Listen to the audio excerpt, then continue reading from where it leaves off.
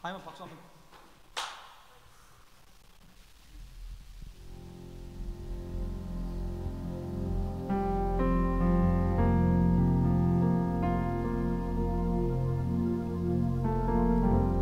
(11월의) 첫 번째 주일 오버플로잉 교회 온라인 주일 예배를 함께 하시는 모든 분들을 주님의 이름으로 환영합니다. 오늘도 우리 주님의 거룩하시고 아름다우신 그 귀하신 보혈을 의지하여 우리가 함께 예배로 나아갈 때 하나님께서 예배하신 오늘의 풍족한 은혜를 우리에게 부어주실 것입니다. 아멘. 아멘. 우리 함께 계시는 그 주님을 사모하는 마음으로 다 함께 찬양하며 나아가시겠습니다.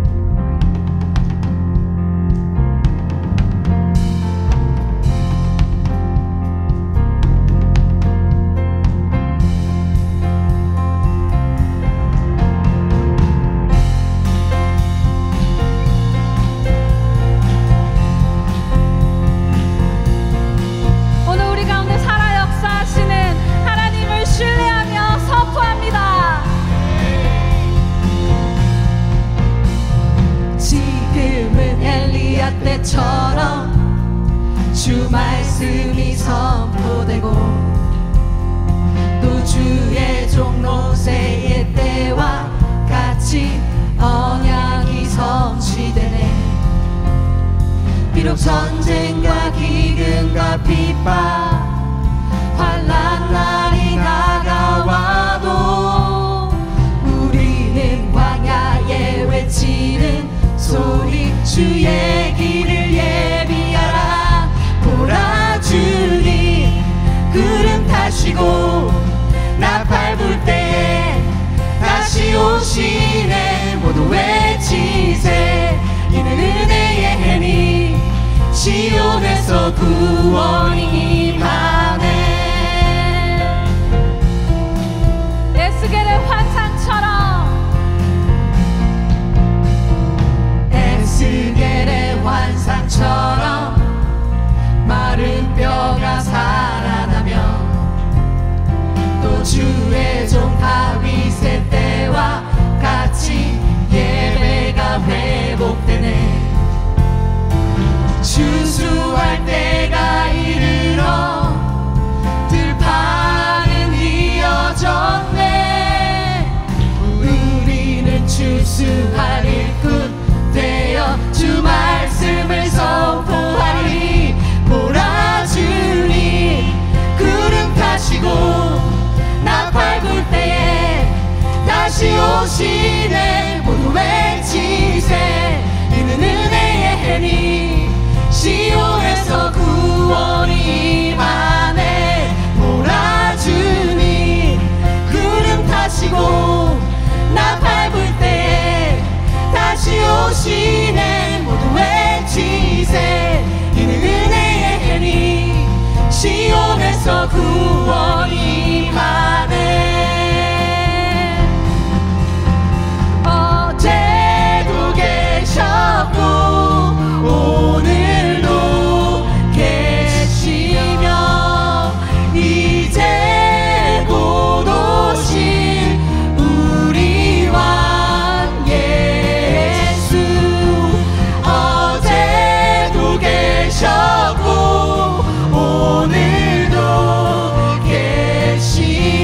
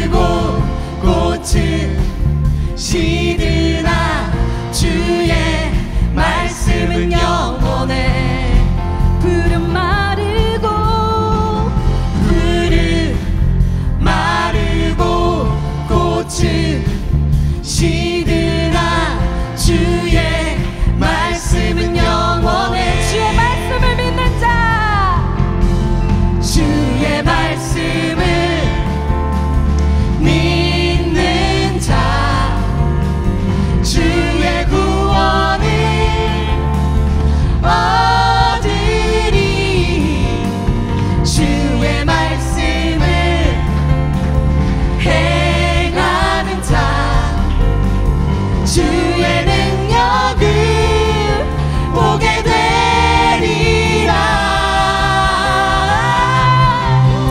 주의 말씀은 영원해. 주의 말씀은 영원해. 주의 말씀은 영원해.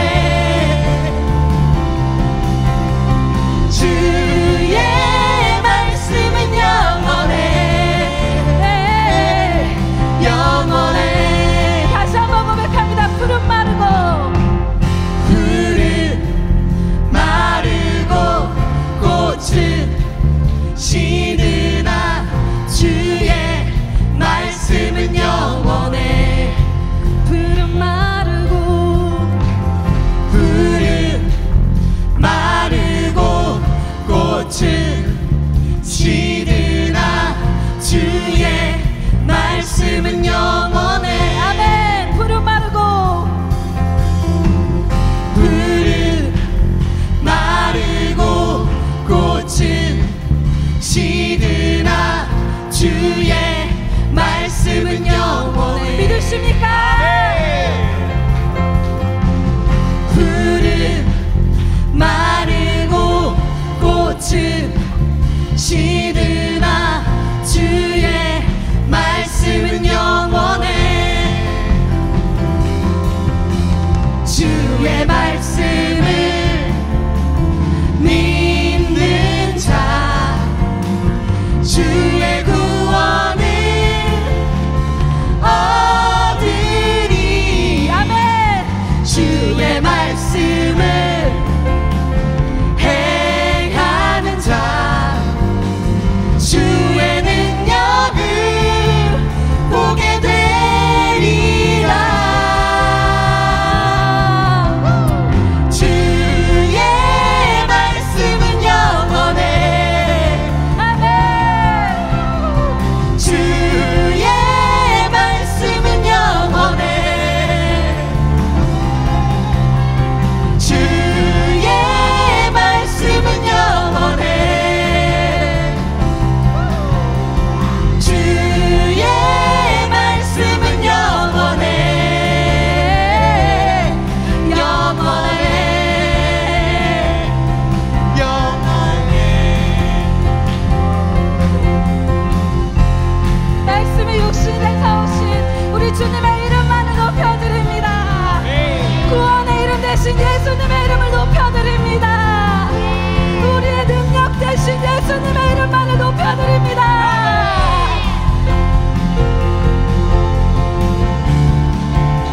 다시 한번 고백합니다. 주의 말씀은 영원해. 주의 말씀은 영원해. 주의 말씀은 영원해. 주의 말씀은 영원해. 영원해. 영원해. 우리 목소리로 고백합시다. 주의 말씀은 영원해. 주의 말씀은 영원해. 주의 말씀은 영원해. 주의 말씀은 영원해. 주님의 영광도 영원합니다. 주의 영광. 주의 영광은 영원해. 아멘. 주의 영광은 영원해. 주의 영광은 영원해. 주의 영광은 영원해.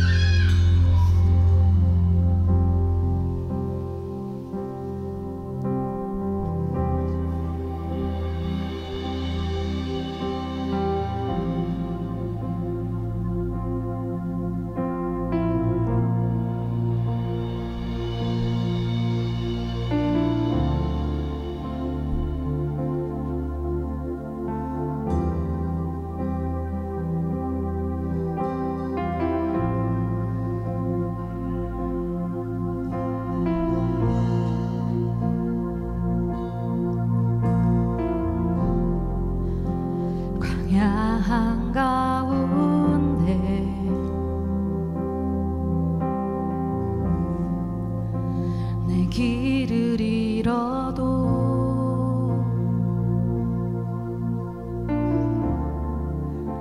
참된 길이 되신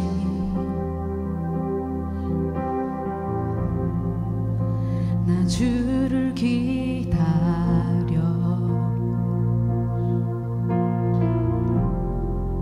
비바람 몰아칠 때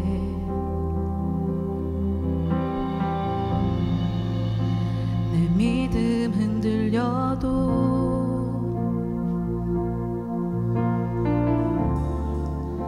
참된 반석 되신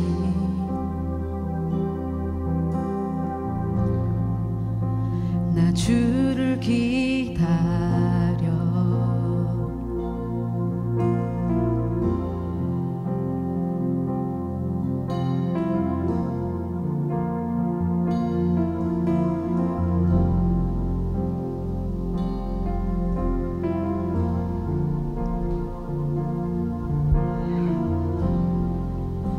광야 한가운데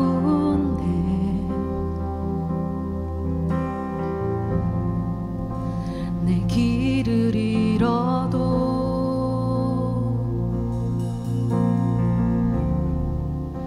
참된 길이 되신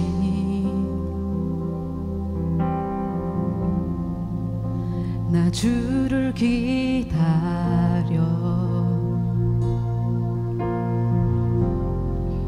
비바람 몰아칠 때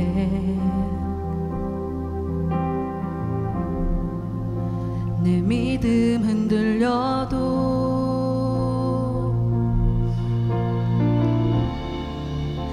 참된 반석 되신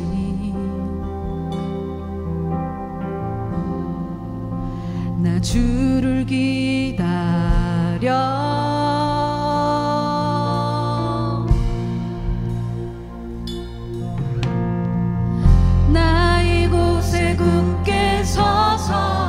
믿음의 두 손을 들고 주의 이름 선포하리라. 나 이곳에 굳게 서서 믿음의 두 손을 들고 주의 이름 선포하리라. 나 이곳에 서서 나 이곳에 굳게 서서 믿음의 두 손을 들고 주의 이름 선포하리라. 나 이곳에 서서 나 이곳에 굳게 서서 믿음의 두 손을 들고 주의 이름 선포하리라.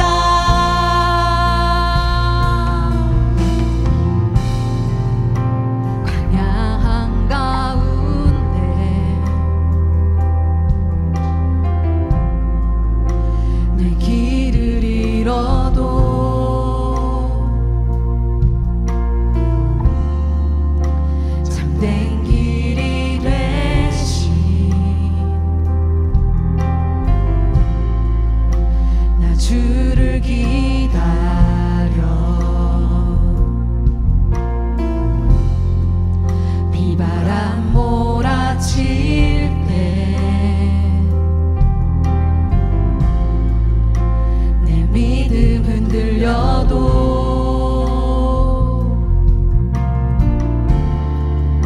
참된 반석 되신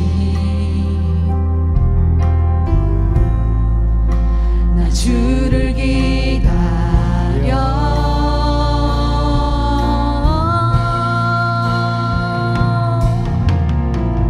나 이곳에 굳게 서서 믿음의 두 손을 들고 주의 이름 선포하리라. 나 이곳에 서서 나 이곳에 굳게 서서 믿음의 두 손을 들고 주의 이름 선포하리라.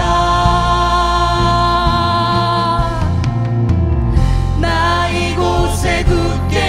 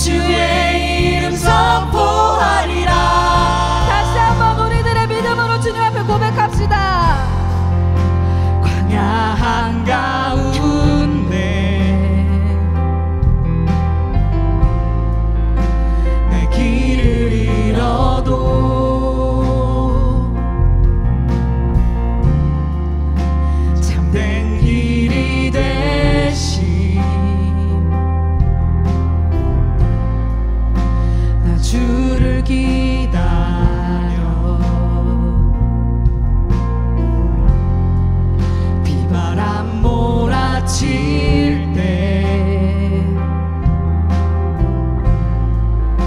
내 믿음 흔들려도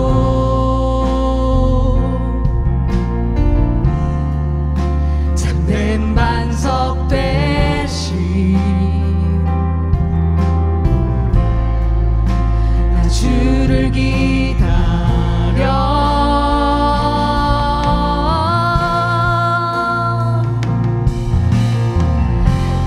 이곳에 굳게 서서 믿음의 두 손을 들고 주의 이름 선포하리라. 오 예수님 나 이곳에 굳게 서서 믿음의 두 손을 들고 주의 이름 선포하리라.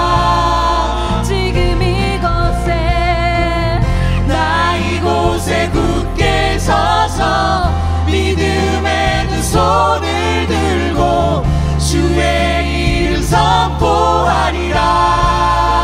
지금 이곳에 나 이곳에 굳게 서서 믿음의 두 손을 들고 주의 이름 선포하리라. 큰 사랑 네가 무엇이냐 큰 사랑 네가 무엇이냐 너는 내 앞에서 병지가 되리라.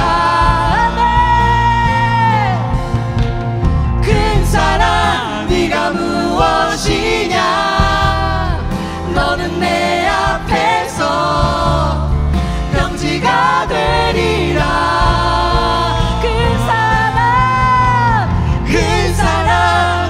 무엇이냐 너는 내 앞에서 병지가 되리라. 큰 사랑 네가 무엇이냐 너는 내 앞에서 병지가 되리라. 광야의 길을 사막에 가는 광야의 길을 사막에 가는 주가 만드신 내 광야의 길을 사막에 가는 광야의 길을 사막에 가는 제일 행하신 내 광야의 길을 사막에 가는 주님이 만드십니다. 광야의 길을 사막에 가는 주가 만드신 내 광야의 길을 사막에 가는 광야의 길을 사막에 가는 제일 행하신 내 광야의 길을 사막에 가는 광야의 길을 사막에 가는 주가 만드신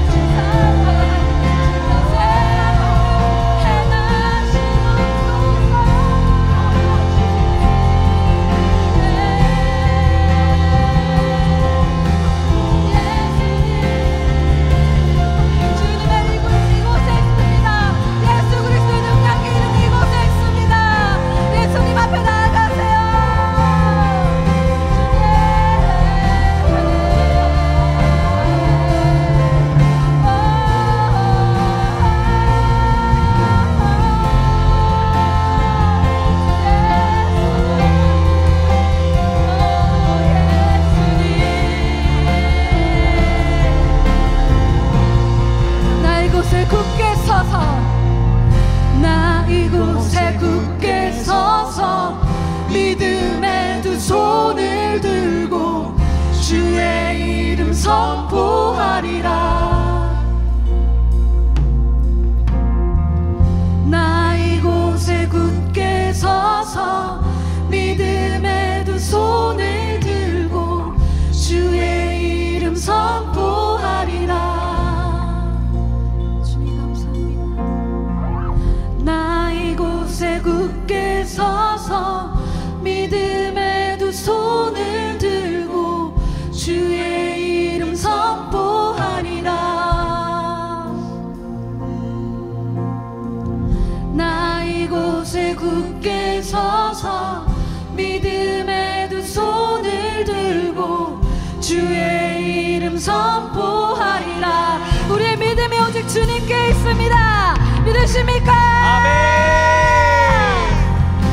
우리의 믿음을 다해 주님 앞에 마음을 드립시다.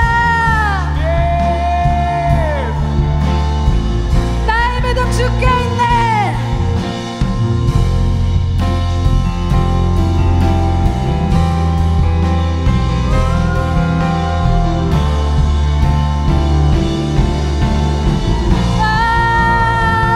나의 믿음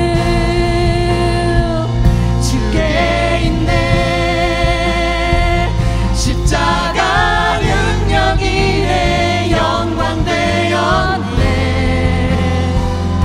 주께서 우리를 승리케 하시니 나의 능력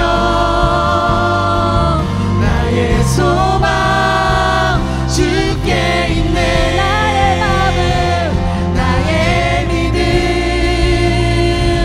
주께 있네. 십자가 능력이 내 영광 되었네. 주께서 우리를 승리케 하시니 나의 능력 나의 소망 주께 있네. 다 같이 두 손 높이 들고 고백합시다. 나의 믿음 주께 있네. 십자가 능력이 내 영광 되었네. 주께서 우리를 승리케 하시니 나의 능력 나의 소망 주께 다시 한번 고백하세요. 나의 믿음 나의 믿음 주께 있네. 십자가 능력이 내 영광 되었네. 주께서 우리를 승리케 하시니 나의 능력 나의 소망 주께 있네. 마지막으로 한 번 더 믿음으로 고백합니다. 믿음 주께 있네. 십자가 능력이 내 영광 되었네. 주께서 우리를 승리케 하시니 나의 능력 나의 소망 주께 있네. 이 시간에 우리 예배를 위해서 함께 기도합시다. 지금 이 찬양의 고백처럼 나의 능력 나의 소망 모두 주님께 있음을 우리들의 입술로 지금 이 시간 주님께 고백하며 나아갑시다. 오늘 예배 가운데 살아계신 주님 앞에 내 마음 안에 있는 우상들 하나님보다 소중하게 여겼던 그 모든 것들 내려놓고 온전히 정말 주님만이 예수님만이 나의 능력과 나의 소망이시라고 이 시간 오셔서 나를 새롭게 하시고 더 충만하게 만나주시라고 함께 예배를 위해 기도합시다. 주여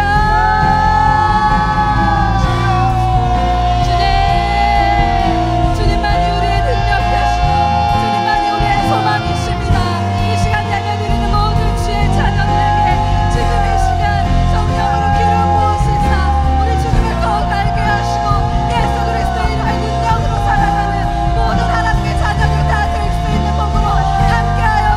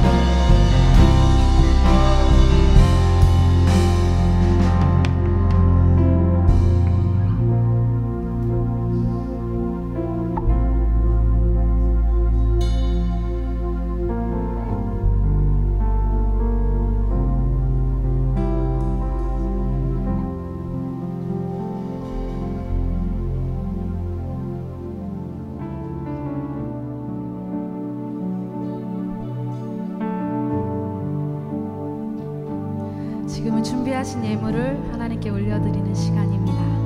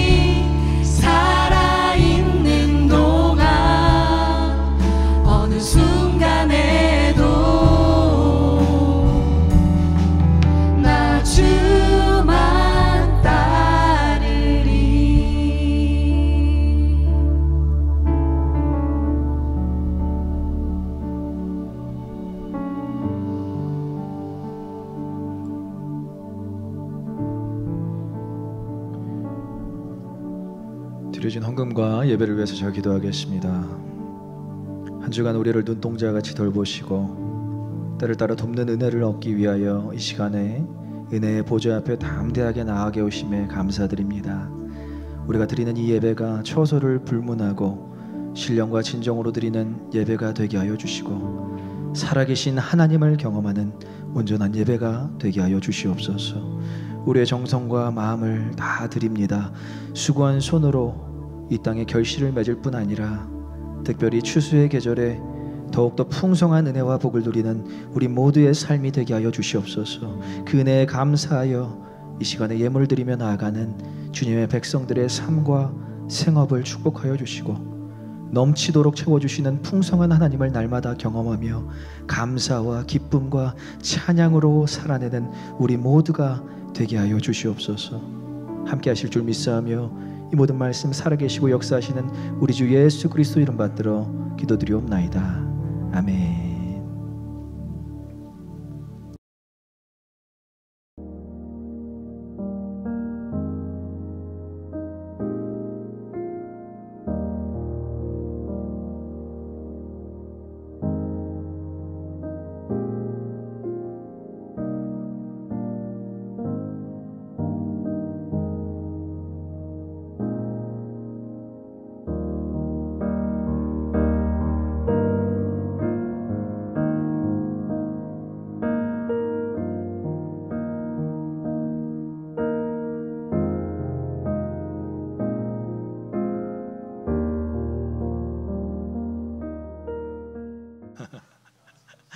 주 안에서 사랑하고 축복합니다. 우리 지난주에 제가 말씀드렸죠. 우리가 이제 로마서 16장 16절처럼 정말 우리가 서로를 만날 때마다 이제 다시는 언제 또 만날 수 없을 수도 있다라는 그런 마음으로 서로를 격려하고 입맞춤으로 서로 무난하라고 사도 바울이 또 이야기하고 있습니다.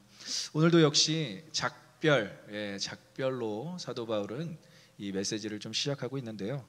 작별이란 말은 고별과 이별이랑은 좀 다르게 서로 중요한 인사말을 나누고 헤어진다는 어원적 의미를 가지고 있습니다. 제가 군대 입대하기 전에 아버지께서 저에게 안수기도를 특별하게 해주셨어요. 원래 말씀이 워낙 없으신 분인데 그때만큼은 그래도 안수기도를 특별히 많은 축복을 부어주시고 또 특별히 이러한 이야기를 하셨습니다. 나를 군에서 만나주시고 부르신 하나님이 아들 너 또한 하나님께서 너를 부르시고 또 하나님께서 너를 그렇게 만나주실 것을 믿는다라고 이야기하셨습니다.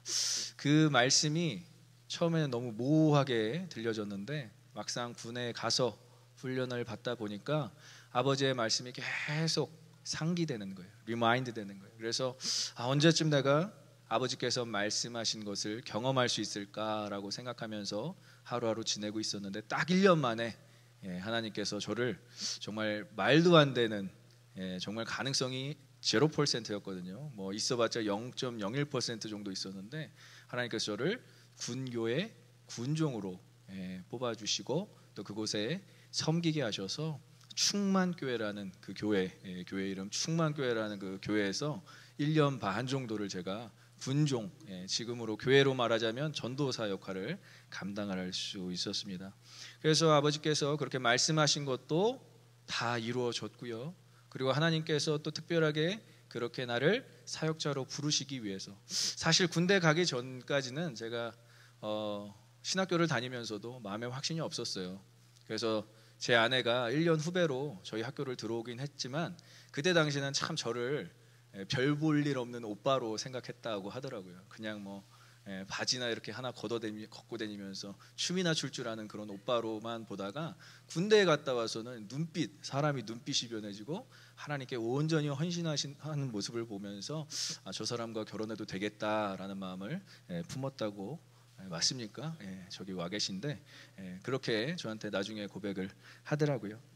이렇게 하나님께서 사람에게 감동을 주셔서 작별할 때 누군가와 헤어질 때 하는 말을 굉장히 중요하다라고 오늘 본문에서 또 이렇게 나오고 있습니다. 유언과 같은 말, 작별할 때 마지막 말이 중요한 이유는 떠나는 사람의 진심이 담겨 있기 때문입니다. 막상 이렇게 이제 못 보는 사이가 될 텐데 마지막만큼은 진심으로 다가가면서 이야기를 하고 있다는 것이죠. 그리고 기약이 없는 만남의 마지막 단계라는 거예요. 이제는 볼 수조차 없고 만날 수조차 없다라는 그 기약이 없는 마지막 만남의 단계. 여러분들 그때도 진심을 표현하지 못한다면 얼마나 찜찜함이 우리의 삶 가운데 남아 있겠습니까? 그래서 그동안 하지 못했던 부탁과 조언을 가감없이 할 수 있다라는 거예요. 작별을 할 때만큼은 모든 것을 다 쏟아내서 내 마음 정말 꺼내어 보여줄 수만 있다면 그렇게 모든 것들을 다 보여주면서 이야기할 수 있는 부분이 있기 때문에 작별 인사는 매우 중요하다라는 것이죠. 오늘 여러분들이 읽은 이 본문의 내용이 사도 바울이 3년간 열심으로 사역한, 지난주에 설교했죠. 3년간 열심으로 사역한 에베소 사역을 마치고 이제 밀레도라는 곳, 에베소도 아니에요. 밀레도라는 떨어진 지역에서 에베소 지역 장로들을 불렀습니다. 자신이 열심히 가르치고 양육했던 장로들, 엘더들을 모아서 이렇게 고별 설교를 하고 있어요. 작별 설교를 하고 있다라는 것이죠. 그래서 이 본문은 작별 인사라기보다는 작별 설교라고 할 수 있어요. 그래서 사도행전 20장 20절까지 여러분들이 지난주 내용을 봤지만 정말 얼마나 전심을 다해서 얼마나 그 열정을 다해서 사도 바울이 이야기하고 있는지 이 사도행전 20장을 다 채우고 있다는 것이죠. 특별히 32절에 이렇게 이야기합니다. 우리 32절 다시 한번 볼게요. 지금 내가 여러분을 주와 및 그 은혜의 말씀에 부탁하노니. 저는 오늘 찬양 너무 은혜 받았어요. 첫 찬양부터 주의 말씀은 영원한 줄 믿습니다. 이 사도 바울도 에베소 지역 사람들을 다른 데에 부탁하지 않아요. 가만히 이 본문을 보면 뉘앙스가 이상하죠. 보통은 사람을 사람한테 부탁하잖아요. 그렇잖아요. 킹더가든을 가든 학교를 가든 선생님들한테 우리 아이 좀 잘 부탁드려요 이렇게 하잖아요. 근데 사도 바울은 자기가 예루살렘으로 가면서 이 에베소 지역 장로들, 특별히 자신이 가르쳤던 사람들을 누구한테 부탁하느냐? 주와 그 말씀에 부탁한다라는 것입니다. 우리는 보면서 사람과 제도 혹은 고위 관부나 체계 이런 것들에 부탁한다라고 생각을 하지만 사도 바울은 그런 거에 부탁하지 않고 오직 하나님의 말씀에만 이들을 부탁하고 있는 거예요. 그래서 우리의 언어가 이러한 표현도 했으면 좋겠어요. 교회와 당신을 말씀에 부탁합니다. 한번 우리 옆 사람과 한번 이야기해 볼까요? 당신을 말씀에 부탁합니다. 사람은 믿을 수가 없어요. 제도도 믿을 수가 없고 체계도 믿을 수가 없어요. 아까 우리 찬양했잖아요. 그러나 주의 말씀은 영원한 줄 믿습니다. 그래서 변함이 없는 그 말씀에 사도 바울은 장로들을 의탁하고 있어요. 부탁하고 있다는 거예요.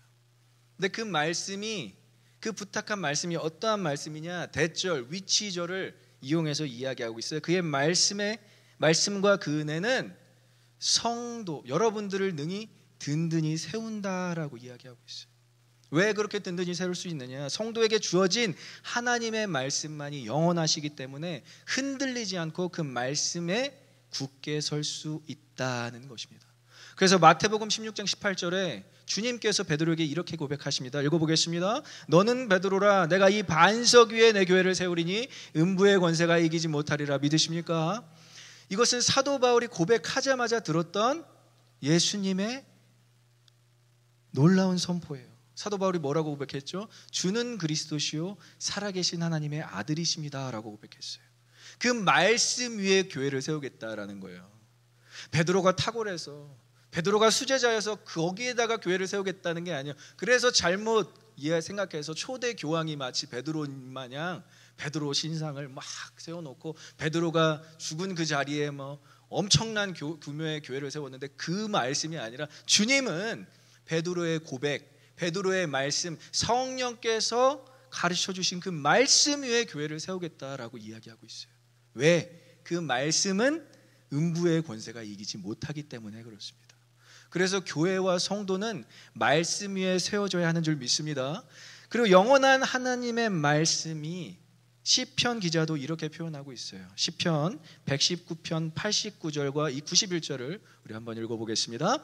여호와여, 주의 말씀은 영원히 하늘에 굳게 섰사오며 주의 성실함은 대대에 이르나이다. 주께서 땅을 세우셨으므로 땅이 항상 있사오니 천지가 주의 규례들을 오늘까지 있음은 만물이 주의 종이 된 까닭이니라. 아멘. 주의 말씀이 하늘에 있어요. 그리고 하나님이 지으신 땅이 그대로 있어요. 그래서 천지가 주의 규례들, 주의 율법들, 하나님의 말씀을 오늘까지 지킬 수 있는 이유는 만물이 다 주님 앞에 순종할 수밖에 없기 때문입니다. 믿으십니까? 그래서 하나님의 말씀은 영원하다는 거예요. 천지는 변하죠. 천지는 변하더라도 하나님의 말씀만은 변함이 없다라는 것입니다. 두 번째 이유 볼게요. 두 번째 이유 32절에 나오고 있어요. 말씀과 그 은혜는 또 기업을 얻게 한다라고 이야기하고 있어요. 기업을 얻게 한다. 그 가운데 기업이 있게 하시리라라고 이야기하고 있어요. 직역하면 기업을 주시겠다라는 말로 번역되고 있습니다. 기업을 우리가 알아야 돼요. 기업. 이제 구약 시대에는 하나님께서 주신다고 약속하신 것 뭐죠? 땅이에요. 땅. 그래서 12지파가 그 가나안 땅에 들어가기 전에 제비 뽑기를 합니다. 그래서 제비 뽑기를 한 그 12개로 다 나눈 것을 상속 기업이라고 이야기하는 거예요. 영어로는 inheritance라고 하는 거예요. 그래서 레위기 25장 10절에 이것을 분배받은 땅이라고 이야기하고 있어요. 약속받은 땅, 분배받은 땅이라고 이야기하고 있어요. 근데 신약 시대에는 그러면 이 기업이 무엇일까? 지금 우리가 살고 있는 신약 시대에는 이 기업은 우리 자체가 하나님의 기업이라고 이야기하고 있어요. 어디서 그렇게 얘기하냐면 에베소서 1장 11절에서 우리가 기업이라고 이야기하고 있습니다. 한번 같이 읽어보겠습니다. 모든 일을 그의 뜻에 결정대로 일하시는 이의 계획을 따라 우리의 예정을 입어 그 안에서 기업이 되었으니. 하나님께서 여러분들을 기업 삼으신 줄 믿습니다. 대기업, 소기업 이런 걸 얘기하는 게 아니에요. 구약시대 때 땅으로 기업을 받은 우리가 이제는 우리 자체가 기업이 되어서 살아가고 있다라는 것입니다. 그래서 교회와 성도는 그 자체로서 기업이 되는 것입니다. 그래서 이 말씀에 여러분들을 부탁한다라는 말이 얼마나 중요한 말인지 몰라요. 영어 성경에는 I commit you to the word of His grace라고 나와 있어요. 내가 말씀과 그 은혜에 여러분들을 맡깁니다라고 이야기하고 있어요. 이것은 교회의 현재 모습과 교회의 미래 모습을 다 다루고 있습니다. 현재 모습, 어떠한 교회 모습이죠? 굳게 세워지는 교회가 현재의 모습이에요. 굳게 세워지는 교회가. 그래서 인격과 형성이 날마다 새로워지고 성령과의 교통이 이루어지는 그 상태, 그 굳건한 말씀 위에 서 있는 그 상태를 고린도후서 5장 17절에서 이렇게 이야기하고 있습니다. 새로운 상태. 읽어볼게요. 그런 중 누구든지 그리스도 안에 있으면 새로운 피조물이라. 이전 것은 지나갔으니 보라 새 것이 되었도다. 이것이 말씀 위에 온전히 굳건하게 세워진 교회로서의 우리의 역할이에요. 우리의 이전 것은 다 지나갔구나. 우리의 흔들렸던 모습들, 우리의 방황했던 모습들 다 지나가고 이제 나는 새로운 피조물이 되었구나. 그러한 믿음으로 살아내시는 저와 여러분들 되시길 축복합니다. 굳건하게 세워지는 현재의 교회 모습이라면 기업을 받는 교회는 미래의 교회 모습이에요. 아까 우리 선한 형제랑 지혜자매가 이제 말씀 이렇게 주님 곧 오신다라는 그 말씀 어디에 나와 있냐고 요한계시록 다니엘에서 막 이렇게 둘 다 맞아요. 싸우지 마세요. 말씀 갖고. 근데 말씀 갖고 이렇게 서로 이렇게 이야기하는 모습이 너무 좋아 보였어요. 다니엘에서 7장 13절에 인자가 구름 타고 오시는 모습을 다니엘이 이야기하고 있는데요. 이것은 미래의 모습이에요. 미래의 모습. 기업을 받는 교회. 그래서 구속함을 입어 성령의 은혜로 영화롭게 되는 상태를 의미하고 있어요. 자, order of salvation. 우리 구원의 3단계를 여러분들 아셔야 되는데 첫 번째는 뭐죠? justification. 칭의. 따라해 볼까요? 칭의. 의롭다 하심을 받는 거예요. 우리가 의로워서가 아니라, 우리가 죄가 없어서가 아니라 그냥 하나님께서 우리를 부르셔서 주님 예수 그리스도의 그 흰옷을 우리에게 입혀주신 것이 칭의인 것입니다. 그렇게 다 찢겨지고 상하고 더러운 그 옷을 입은 상태인데 주님께서 그냥 덮어주신 거예요. 덮어주시고 그 옷을 입으셔서 너는 의롭다라고 얘기하신 게 바로 justification, 칭의고요. 두 번째 단계는 sanctification이에요. 성화. 따라해볼까요? 성화. 그 과정이 있다라는 거예요. 구원을 받은 우리가 그 과정 중에 있습니다. 완성되는 그 과정 중에 있는 거예요. 그래서 우리의 삶은 이 죄 가운데 아직 살아가고 있고요. 아직 우리가 완전한 상태가 이르지 않은 그 죄 가운데 살아가고 있기 때문에 넘어지지만 우리는 성화를 이뤄가야 된다라는 것이죠. 근데 사람들이 이 성화의 과정에서 많이 좌절해요. 왜냐? 목적이 없기 때문에. 구원받았으니까 that's it! 끝! 나는 더 이상 이제 필요가 없어 라고 생각하면서 신앙생활 하시는 분들이 많은데 아니요. 여러분들 어디까지 도달하셔야 되냐면 분명히 우리에게 주어진 건 3단계예요. glorification, 영화. 따라해볼까요? 영화. 하나님께서는 우리가 영화롭게 되기를 소망해요. 언제? 마지막 날에. 진짜 성화를 온전히 이룬 자들은 주 예수의 옷이 없어서 그게 두렵지가 않은 거예요. 지금 죽어도 두렵지가 않은 거예요. 왜냐? 영화 가운데 온전히 참여할 수 있기 때문에. 그래서 보라 주님 구름 타시고를 외칠 수 있는 것이 우리가 온전히 영화, 글로리피케이션을 이루는 단계라는 것이죠. 그래서 여러분들 절대 구원받았다고 자만하지면 안 돼요. 그게 우리의 교만이 될 수가 있어요. 구원받았으면 성화를 이루어야 되고요. 성화를 이루는 자들은 어디까지 받아야 되느냐? 글로리피케이션, 영화롭게 되는 그 놀라운 은혜에 참여해야 된다는 것이죠. 그래서 기업의 영광, 이 구원의 완성을 기업의 영광이라고 하는 거예요. 굳건하게 세워지는 교회가 현재의 교회라면 미래의 교회는 주님의 모습처럼 영화롭게 되는 교회가 바로 기업의 영광이라는 것입니다. 그래서 에베소 그 교회, 아직 교회로서는 자질이 없는 그 사람들에게 교회와 성도 그리고 그들의 믿음을 지켜야 된다라는 바울의 메시지인 거예요. 여러분들 행여나 이 에베소 지역에서 여러분들의 믿음을 잃어서는 안 됩니다. 여러분들이 믿음을 잃고 성화의 과정을 포기해서도 안 되고요. 앞으로 주님께서 곧 오실 텐데 그 영화의 과정, 영화의 그 놀라운 은혜를 여러분들 꼭 경험하셔야 됩니다 라고 권면하는 내용이에요. 그래서 그 전의 내용은 자신을 본보기 삼으라고 권면을 하고 있어요. 어떤 거냐면 가르침, 사역 범위, 전도 방법. 특별히 두란노 서원에서 3년간 열심으로 3,120시간 동안 열심으로 사역한, 저는 이거를 흉내나 낼까 정말 싶어요. 3,120시간을 쉬지 않고 밤낮 강론하면서 사역했던 것을 기억하라 하면서 사도행전 20장 24절에 이렇게 이야기하고 있어요. 우리 목사님, 전사님도 계시지만 가장 우리 사역자들이 마음에 품고 이 말씀으로 항상 살아갔던 주 예수 그리스도께 받은 그 사명을 행하는 일에는 나의 생명을 조금도 귀한 것으로 여기지 않겠다라는 그런 놀라운 고백을 사도 바울이 하고 있고요. 그 다음은 어떠한 고백을 하냐면 거짓 선지자들이 있다라는 거예요.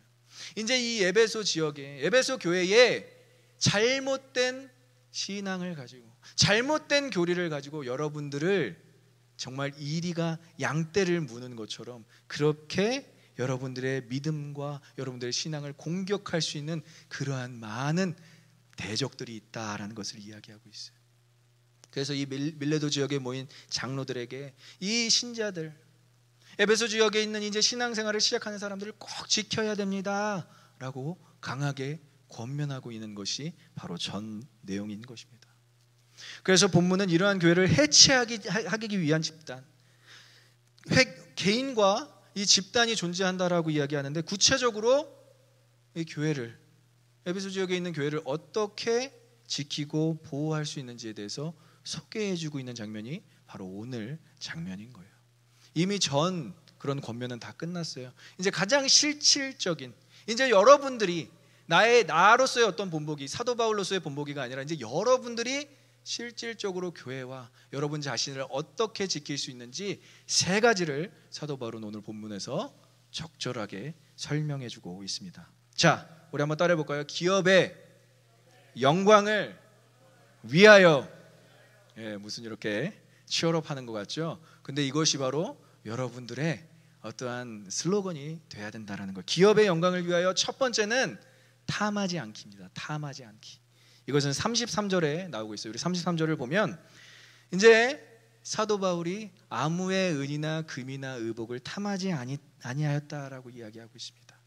탐하지 않았다라고 쓰인 에피데미사라는 이 단어는 에피디메오의 부정과거형이에요.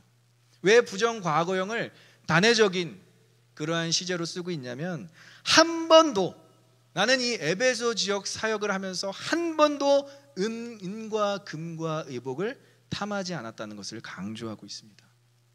특별히 사도 바울이 그랬던 것은 출처가 모르는 물질에 대해서 자유롭고 싶었던 거예요. 여러분들 지난주 설교를 들으신 분들은 알겠지만 에베소 지역은 우상 숭배가 너무 만연한 곳이었어요. 그래서 아데미 여신, 아르테미스 여신, 그 여신상을 파는 것이 이들의 수입 창출이었습니다. 그래서 그 수입으로 은을 모아드리고 금을 모아드리고 부정적으로 돈을 모으는 그 방법을 사도 바울은 그런 것들을 교류하고 싶지 않았어요. 그래서 우상 숭배를 통한 수입 창출이 만연했던 그 에베소에서 세상의 것, 은과 금과 의복을 탐하지 아니했다고 이야기하고 있습니다. 그 지역에서 사치와 향락은 부러움의 대상이 아니라 하나님의 심판의 내용이었기 때문에 그것들을 부러워하지 않았던 거예요. 그리고 우리에게는 아까 말씀했던 것처럼 은과 금보다 더 귀한 것이 있다는 것을 사도 바울은 강조하고 있어요. 이 얘기를 누가 먼저 했느냐? 사도행전 3장 6절에서 사도 베드로가 안진뱅이를 고칠 때 이렇게 멋진 말로 표현하고 있습니다. 한번 같이 읽어보겠습니다. 베드로가 이르되 은과 금은 내게 없거니와 내게 있는 이것을 내게 주노니 나사렛 예수 그리스도의 이름으로 일어나 걸으라 하고. 믿으십니까? 우리에게는 은과 금은 없어도 우리에게는 예수 그리스도가 있는 줄 믿습니다. 그 이름으로 사는 거예요. 은과 금과 의복으로 사는 게 아니라 그 이름으로 살아가는 거기 때문에 사도 바울은 그런 것들 탐하지 않았다라고 단호하게 얘기하고 있습니다. 여러분들이 이제 인스타그램 많이 하시죠. 뭐 페이스북 많이 하시는데 요즘에 유행하는 게 뭐죠? 플렉스. 자랑하다. 자랑할 수 있는 건 최대한 자랑하는 것이 마치 우리의 덕목이라고 생각하면서 플렉스. 내가 뭘 먹었고, 내가 뭘 입었고, 우리 남편이 뭘 명품 가방을 사줬고, 그 똥 중에서 제일 비싼 똥이 루이비통이라고 하잖아요. 그럼 뭐 그런 걸 사줬고, 이런 것들을 뭐 인스타에서 올려서 플렉스를 하는 시대 가운데 구원의 가치가 덧없이 느껴진다면 그 플렉스하는 것들에 우리가 얼마나 마음이 뺏기겠습니까? 정말 작은 것 하나라도, 심지어 누가 먹은 것 하나라도 플렉스가 확 느껴지면 나는 도대체 뭐하고 살았지? 이러한 낙담과 좌절이 온다라는 거예요. 그 낙담과 좌절이 오지 않기 위해서라도 여러분들에게 구원의 가치가 있어야 되는데, 이 구원의 가치, 여러분 어떤 가치인지 아시잖아요. 예수님께서 핏값으로 여러분들을 사셨다니까요. 그냥 가치가 아니라 여러분들을 위해서 죽으신 가치가 구원의 가치인 거예요. 그래서 저희 장모님이 자주 하시는 말씀, 우리는 얼마짜리다? 예수님짜리다. 예수님짜리다. 나는 예수님짜리다. 한번 따라해볼까요? 이렇게 손 얹고, 나는 예수님짜리다. 이게 나쁜 표현이 아니에요. 진짜 예수님이 자신의 목숨값으로 나를 사셨다라는 거예요. 그러니까 은과 금과 값비싼 차, 옷, 액세서리보다 우리가 더 귀하기 때문에 그것을 탐할 이유가 조금도 없다라는 것입니다. 그래서 에베소 지역 장로들에게 정확하게 이야기하고 있어요. 나는, 여러분들이 그러지 말라고 하는 게 아니라 적어도 나는 은과 금과 의복을 탐하지 않았습니다 라고 권면하고 있어요. 이것이 뭐다? 기업의 영광을 위하여. 두 번째, 기업의 영광을 위하여 한번 따라해볼까요? 손으로 섬기기.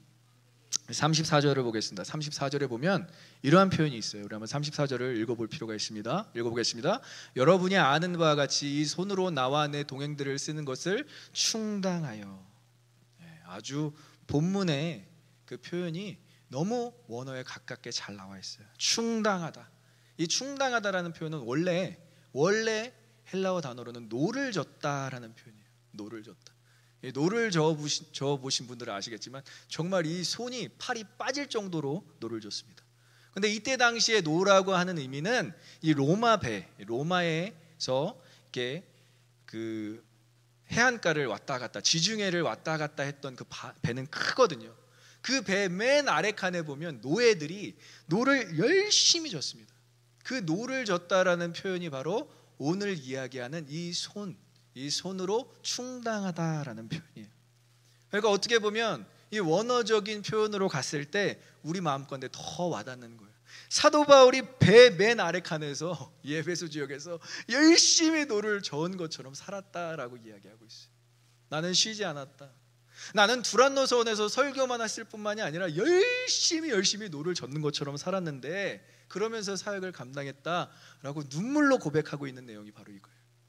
왜냐하면 사도 바울이 유럽 선교를 할 때 그가 많은 선교 지원을 받지 못했어요. 그래서 고린도 지역과 데살로니가 지역에서 천막 짓는 일을 열심히 감당하면서 이는 복음 전파를 시작합니다.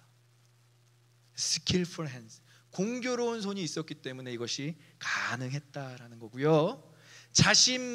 자신의 것만 충당한 것이 아니라 지금 누구를 돕고 있죠? 자신과 함께하는 동행, 지체, 그 일에, 그들을 섬기는 일에 자신이 열심히 노를 저었다라고 원어적으로 표현하고 있습니다. 누가 동행했냐면요, 여러분들 잘 아시는 사람, 지금 선교여행 가운데 누가 동행이냐면 디모데라는 사람이 있어요. 근데 여러분들 신약 성경을 조금 보면 아시겠지만 디모데는 몸이 약했어요. 그러니까 이 사도 바울에게는 이 몸이 약한 디모데가 그렇게 도움이 되지는 않았던 거예요. 천막을 치는데 이 디모데가 몸이 약해서 골골대는데 같이 일을 할 수 있겠습니까? 넌 좀 쉬어, 내가 일할게 하고 디모데를 섬겼고요. 실라라는 또 사람이 전도여행을 같이 하고 있는데, 실라도 학자였어요. 학자이기 때문에 그렇게 뭐 책 보고 공부하는 일에는 잘했겠지만 실라도 결국 사도 바울이 일하는 것에 그렇게 큰 도움은 못 됐다라는 거예요. 그리고 여기에 써져 있지는 않지만 지금 누가가 계속 동행하고 있어요. 우리라고 표현된 그 의미에는 누가가 계속 이렇게 사도 바울을 쫓아다니면서 이 사도행전을 적고 있는데, 누가는 여러분들 잘 아시잖아요. 의사가 뭐 그 타 지역에서 무슨 일을 할 수 있겠습니까? 뭐 사람 고치면서 그가 일을 할 수 있겠습니까? 그 지역 의사도 아닌데. 그래서 디모데와 실라, 누가를 다 섬겼다는 거예요. 누가? 사도 바울이. 제일 리더가. 제가 이 말씀을 보면서 저한테 도전을 받아야 돼요. 제일 보이지 않는 곳에서 일한 것이 바로 사도 바울이었다라는 거예요. 예수님도 요한복음 5장 17절에 이렇게 말씀하고 계십니다. 우리 요한복음 5장 17절 같이 읽어볼게요. 예수께서 그들에게 이르시되 내 아버지께서 이제까지 일하시니 나도 일한다 하시매. 주님께서도 일하셨다라는 거예요. 예수님도 계속 일하셨다라는 거예요. 그래서 여러분들이 일하시는 모습이 너무나 거룩한 거예요. 여러분들이 봉사하고 섬기는 것이 세상 가운데서 일하는 것도 마찬가지입니다. 여러분들의 손으로 일하는 모습이 바로 하나님의 형상인 줄 믿습니다. 하나님께서 우리를 창조하실 때 참 이제 구약 창세기를 보면 재미난 게 뭐냐면요, 거룩한 이름이잖아요. 여호와, 정말 유대인들은 차마 입에 담지도 못한 이름이에요. 근데 그 이름에 여호와께서 사람을 지었다라고 표현하고 있어요. 이건 얼마나 신성모독입니까 사실. 근데 하나님께서 자신이 그렇게 표현되기를 원하셨어요. 손으로 사람을 직접 만드시는 그 창조의 일을 신인동역론이라고 하죠. 인간과 똑같은 모습으로 표현되어지기를 원하셨다라는 거예요. 하나님께서 이렇게 세상 만물을 창조하셨던 것처럼, 예수님께서 일하셨던 것처럼 오늘날 우리도 일하고 있음에 감사해야 될 줄 믿습니다. 이 땅에서 하는 우리의 모든 일들이 다 신성한 거예요. 여러분, 여러분들의 일을 작다라고 생각하지 마세요. 여러분들의 일은 다 신성한 일입니다. 신성한 손입니다. 신성한 마음과 머리로 살아내고 있는 것입니다. 인간 내면에 존재하는 창조주 하나님의 형상을 반영하는 행위가 여러분들이 일하는 모습인 것입니다. 그래서 성서학자 데렉 키드너라는 사람이 이러한 이야기를 했어요. 정복하고 지배하며 세상을 다스리는 일, 주님께서 명령하셨던 창세기의 1장 26절에 나오는 그 명령이 오늘날까지도 이행되고 있기 때문에 아직까지는 우리의 사는 세상이 살만하다라는 거예요.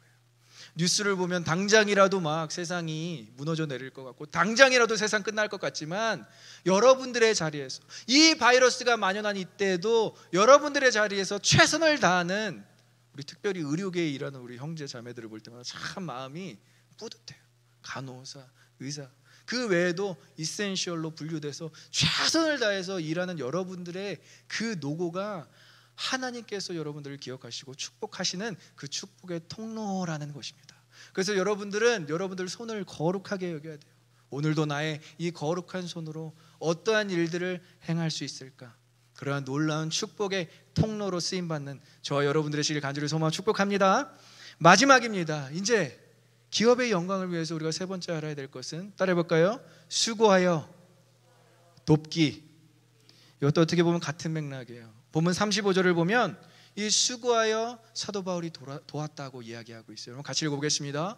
범사에 여러분에게 모범을 보여준 것과 같이 수고하여 약한 사람들을 돕고 또 주 예수께서 친히 말씀하신 바 주는 것이 받는 것보다 복이 있다 하심을 기억하여야 할지니라. 아멘. 이 수고하다라는 단어는 코피온타스라는 동명사구예요. 현재 진행형. 그러니까 영어로 표현하면 straining 그리고 laboring, 계속 일하다, 지속적으로 일하다, 끊임없이 일하다를 표현하고 있습니다. 그래서 영어 성경 ESV와 NIV에는 이렇게 표현되고 있어요. By this kind of hard work, we must help the weak이라고 나와 있어요. 우리가 이 일을 계속 진행함으로써 우리가 약한 사람들을 반드시 도와야 된다라고 이야기하고 있습니다.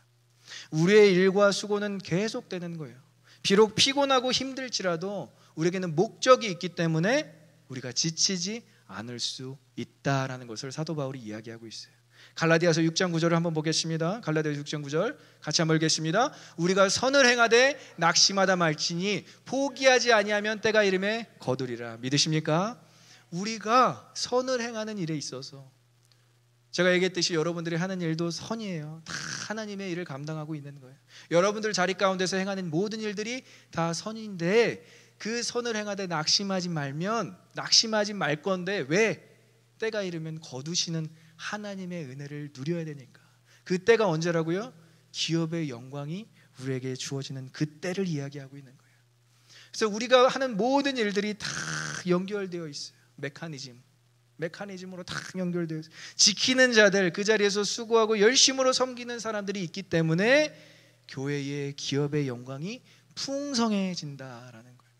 그래서 처음에 사도 바울이 에베소 지역 장로들에게 이 얘기를 할 때는 무슨 얘기인지 몰랐어. 우리도 그렇잖아요. 기업이 뭐야? 기업이 뭔데 나중에 우리가 받게 돼? 라고 모르다가 이제 로마에 옥에 갇혀서 사도 바울이 에베소 교인들을 생각하면서 눈물로 편지를 쓸 때 이 기업에 대해서 명확하게 이야기해주고 있어요. 우리 에베소서 1장 18절 19절을 한번 같이 읽어보겠습니다. 너의 마음이 눈을 밝히사 그의 부르심의 소망이 무엇이며 성도 안에서 그 기업의 영광의 풍성이 무엇이며 그의 힘의 위력으로 역사하심을 따라 믿는 우리에게 베푸신 능력의 지극히 크심이 어떠한 것을 너희로 알게 하시기를 구하노라. 우리의 눈과 우리의 마음이 이제 밝혀질 때 우리의 부르심도 알게 되고요.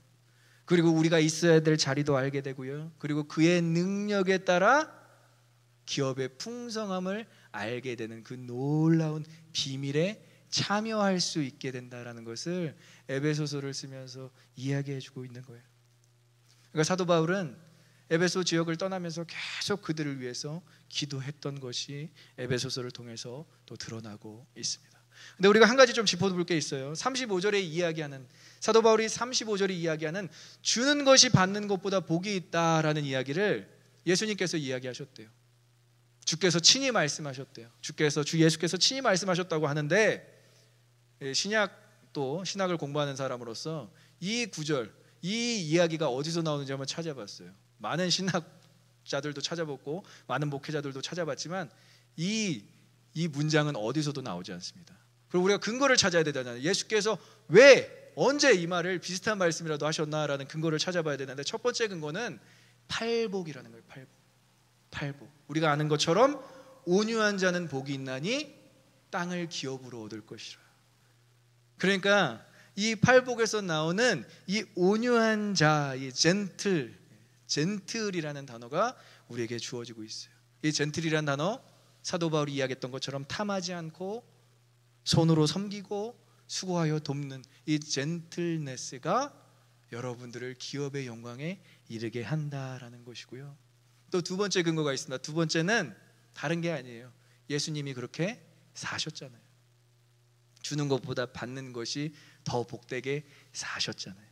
30년간 목수로 일하시고 사람을 섬겼어요. 여러분 30년 동안 목수일, 물론 어렸을 때는 그냥 아버지 요셉이 목수 일을 하는 것을 봤겠죠. 근데 조금 한 10살 조금 우리 하임이 나이 정도 됐을 때는 이제 망치와 도구를 들고 그때부터 일하기 시작한 거예요. 그러면서 근 30년간 목수로 일하시면서 섬겼잖아요. 그리고 탐하지 않았다? 인자는 머리 둘 곳 없나니 라고 이야기하고 있어요.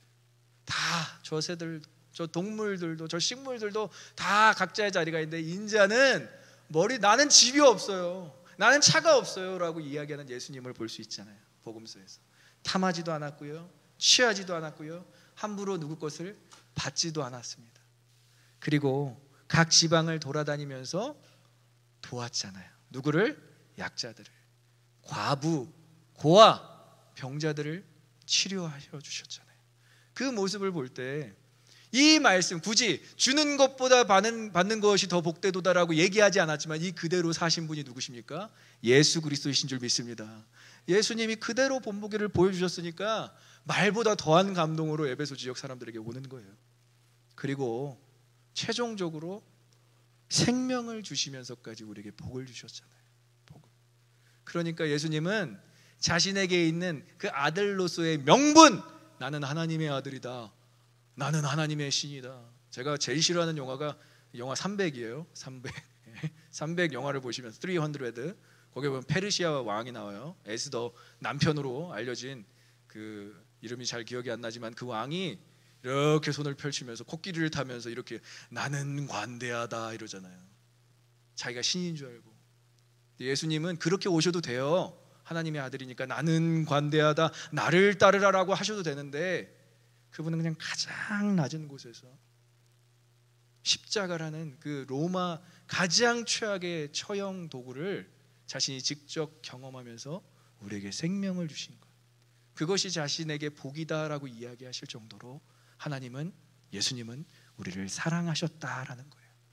그러면 그렇게 사랑하신 분이 우리에게 생명까지 주셨는데 justification, sanctification 거기로만 만족하시겠습니까, 여러분? 아니면 기업의 영광, glorification, 주님 오시옵소서, 마라나타 주 예수의 오시옵소서, 영광에 참여하기 원합니다 라고 고백하시는 저와 여러분들이 되시겠습니까?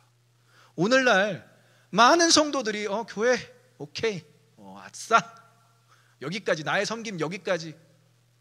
여러분, 뭐 교회를 섬긴 게 사람을 섬긴 겁니까? 아니면 뭐 그냥 뭐 단체를 섬긴 겁니까? 뭐 사회복지단체 정도로만 생각하면서 오케이, 뭐 집사, 장로, 뭐 권사 다 그렇게 뭐 열심히 봉사했던 분들이 갑자기 그냥 물결과 같이, 밀물과 같이 사라지는 그런 현상들. 저는 참 오늘 우리 찬양팀 찬양하는데 너무 은혜가 되는 게 계속 매주 드리는 예배가 마라나타 같아요. 주님 오시옵소서. 보라 주님 구름 타시고 이 땅 가운데 오실 때 우리 두 손 두 팔 다 벌리고요, 주님 맞이하면서 우리 영광 가운데 들어가자고요. 믿으십니까? 그 영광에 참여하기 위해서 저와 여러분들을 부르셨다는 게 얼마나 감사합니까? 그냥 justification, sanctification으로 살아낼 존재가 우리가 아니라 glorification, 주님과 같이 영광스러운 모습으로 우리가 마지막 때를 맞이하기를 소망합니다. 그래서 기업의 영광은 장차 이 땅에 오실 예수님께서 자신만 영화로우실 뿐만이 아니라 우리를 영화롭게 만드시겠다라는 예수 그리스도의 의지인 거예요. 여러분들을 그곳까지 끌고 가시겠다라는 거예요. 하나님께서 여러분들을 사랑하셨기에 예수님을 보내셨고, 예수님이 여러분들을 구원만 하신 뿐만이 아니라 내가 너희들을 끌고까지 갈 거야. 어디에? 영광의 자리까지. 그래서 구원받은 상태로 끝이 아니라 이 기업의 영광을 위하여 우리는 우리 자신과 교회, 어디를 통해서 주님께서 영광 받으시겠어요? 이 땅의 교회를 통해서. 에베소 교회가 주님께서 그렇게 되기를 원하셨는데 첫사랑을 너희가 버렸기 때문에 그 자리에 이르지 못했던 것처럼 우리 오버플로잉 교회는 첫사랑을 잃어버리지 않기를 간절히 소망하고 축복합니다. 그것이 주님께서 원하시는 일이에요. 그리고 사도 바울은 그 구원의 완성, 기업의 영광을 이룰 수 있는 구체적인 방법을 오늘 얘기했잖아요. 이 세 가지 우리가 꼭 지키면서 세상 가운데서나 교회에서까지나 우리 기업의 영광, 구원의 완성, 그 놀라운 은혜에 참여하기 위해서 끝까지 믿음과 신앙생활을 포기하지 않는 저와 여러분들 되시길 간절히 소망하고 축복합니다. 무엇을 위해 교인들이 살아갈까? 누구를 위해 종을 울리나? 돌스토이가 그런 책을 썼잖아요. 우리는 이렇게 고민해야 돼요. 무엇을 위해 교인들은 살아가야 되는가? 세상의 부귀영화가 아닌 기업의 영광을 위하여. 한번 따라해 볼까요? 기업의 영광을 위하여, 구원의 완성을 위하여 우리는 살아가는 줄 믿습니다. 기도하겠습니다.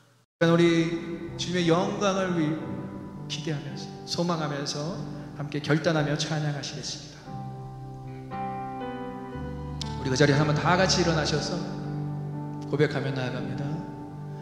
내 눈 주의 영광을 보내, 우리 가운데 계신 주님, 그 빛난 영광 온 하늘 덮고, 그 찬송 온 땅 가득해. 내 눈 주의 영광을 보내, 찬송 가운데 서신 주님의 얼굴을 온 세상 향하네, 권능의 발을 드셨네. 주의 영광 이곳에 가득해, 우린 선해 주님과 함께 찬양하며 우리는 전진하리. 모든 열방 주 볼 때 다시 한번 고백하며 내 눈 주의 영광을 보내. 우리 가운데 계신 주님, 그 빛난 영광 온 하늘 덮고 그 찬송 온 땅 가득해. 내 눈 주의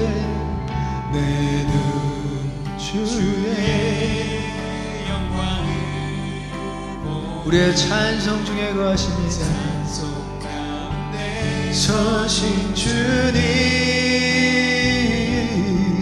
주님의 얼굴을 온 세상 향한 우리 믿음으로 선포하며 권능의 발을 드셨네. 주의 영광 이곳에 가득해. 우리 선에 주님과 함께 찬양하며 우리는 전진하리. 모든 열 다시 한번 고백하며 주의 영광 이곳에 가득해. 주의 영광 이곳에 가득해. 우린 선해 주님과 함께 찬양하며 우리는 전진하리. 모든 열 우리 그 구원의 감격을 선포하며 하늘아버지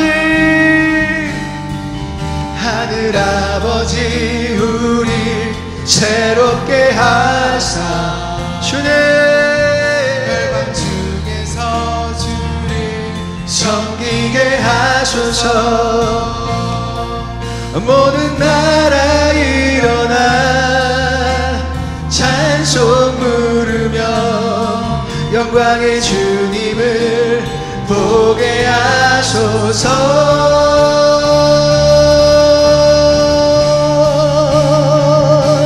주의 영광 이곳에 가득해. 주의 영광 이곳에 주의 영광 이곳에 주의 영광 이곳에 주의 영광 이곳에 가득해. 우린 선해 주님과 함께 찬양하며 우리는 전진하리. 모든 열방 주볼 이 시간에 목소리로만 주님께 고백하며 나아갑니다. 주의 영광 이곳에 가득해. 우린 선해 주님과 함께 찬양하며 우리는 전진하리. 아멘. 모든 열방 주 볼 때까지 우리의 신앙생활은, 우리의 믿음 생활은 주님 오셔야 끝나는 것입니다.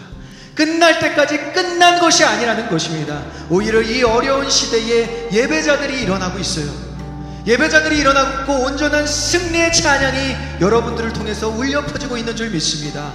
우리의 기업을 그리고 그 영광을 포기할 수 없기에 주님 우리는 오늘도 예배의 자리에 서 있습니다. 주님 오늘 우리는 주님을 기다리는 곳에 서 있습니다. 주님으로 핏값으로 산 우리와 교회가 주님의 영광을 기대하며 살아가게 하여 주시옵소서. 주님 오실 때까지 포기하지 않는 우리의 믿음이 되게 하여 주시옵소서. 주님 오실 때까지 포기하지 않는 우리의 신앙이 되게 하여 주시옵소서. 우리의 기도함으로 나아갑니다. 주여.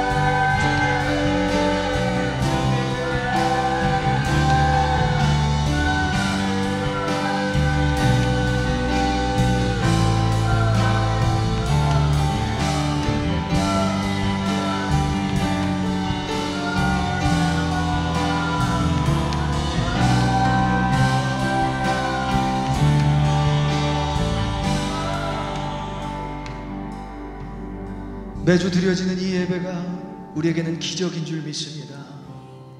매주 드려지는 이 예배가 매주마다 하나님의 영광이 함께하는 줄 믿습니다.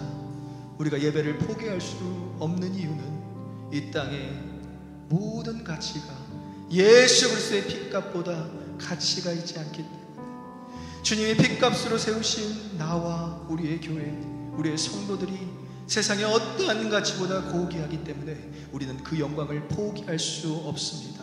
주님 오실 때까지 우리가 예배 드리겠습니다. 주님 오실 때까지 우리가 삶 가운데서 예배자로 살아가겠습니다.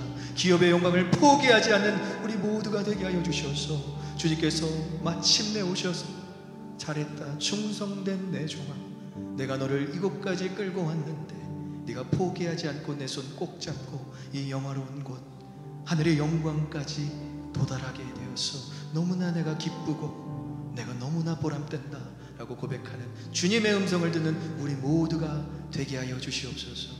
이제는 우리 주 예수 그리스도와 하나님의 크신 사랑과 성령님의 감화 감동 교통 충만케 하시니 우리를 핏값으로 기업 삼아 주시고 교회로 세워주시고 그 영광을 보게 하실 뿐만이 아니라 교회를 통해 구원의 완성을 이루시면서 우리를 영화롭게 하실 주님, 우리가 주님만을 기다리며 기대합니다 라고 고백하며 나아가는 모든 오버플로잉 교회 성도들 머리 위에, 그리고 이 온라인 예배를 함께 드리며 같은 결단을 품고 나아가는 모든 주의 백성들 가운데 이제로부터 영원히 함께 하시기를 간절히 축원하옵나이다.